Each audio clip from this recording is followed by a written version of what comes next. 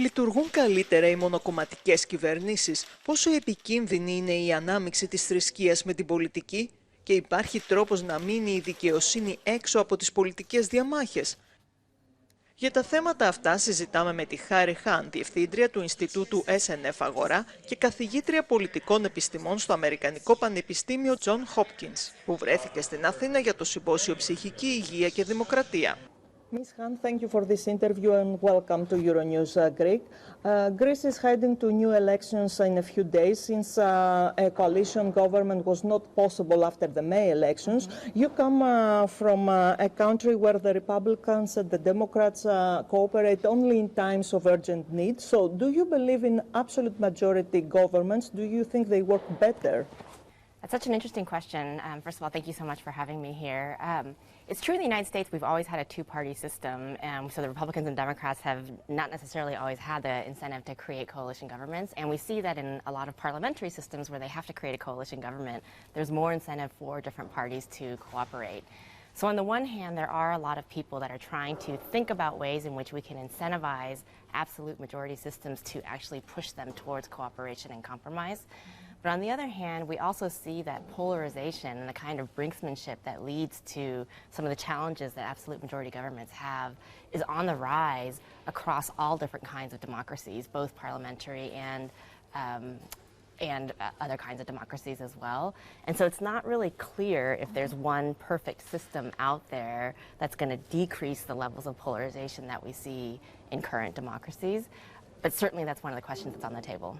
Last month's elections in Greece marked the rise of an ultra-Greek Orthodox party called Niki. In the US, you have a long history of religion movements with political action. Do you see any good in this, and are there any risks coming from this trend? Right.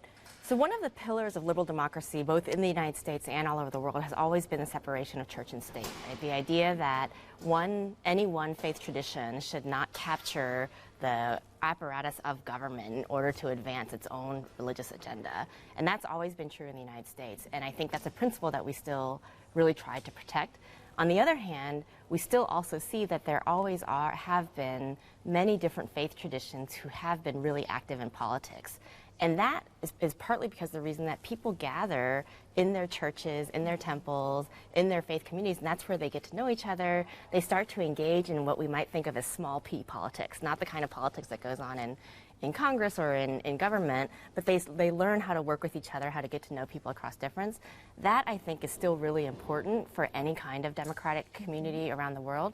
But the challenge has been that just because any one faith community can't capture, the risk is that they can't capture the control of government itself, because if they do that, then it becomes hard for other people from other faith traditions to be active in public life. But is it useful to have them in parliament?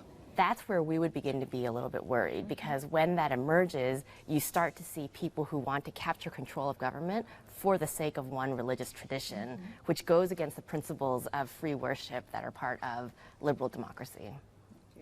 And the judicial system has been caught also in a bitter political rivalry, both in the USA with the Trump cases and in Greece with the wiretapping scandal. We also see that in the UK there are accusations of political prosecution due to the Partygate investigation. So is there a way to truly separate justice from politics and a way to safeguard the separation of powers? Right.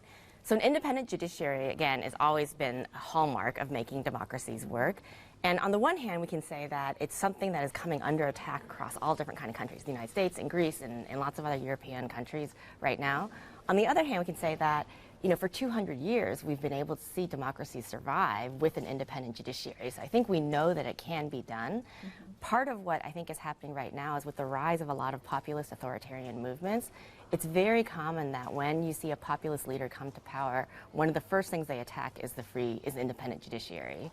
And that's a pretty consistent pattern across a lot of countries that we've seen. And so that's the tension that we're seeing right now because of the rise of so many populist movements around the world.